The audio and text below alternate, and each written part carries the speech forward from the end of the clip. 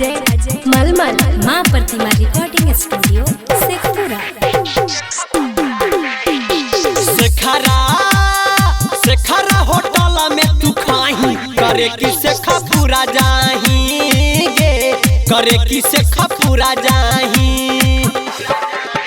कबो लहाना चबाड़ा में भेटाही करे कि शेखपुरा जाही गे करे कि शेखपुरा जाही। डीजे अजय मलमल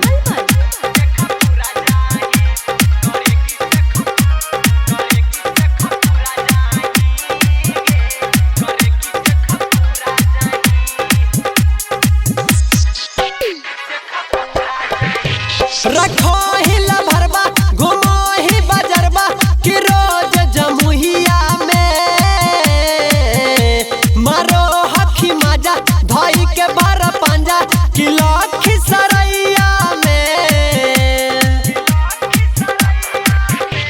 रखो ही लभरबा घुमो ही बजरबा कि रोज जमुहिया में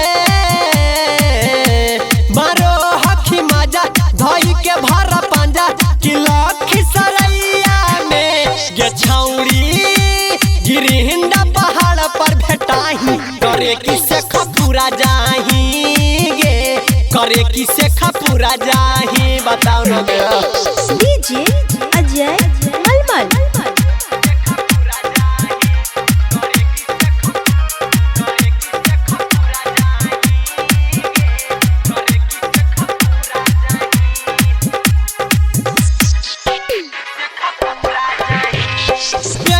के सूट काला काला कराई देनी हाला नवादा बजरिया में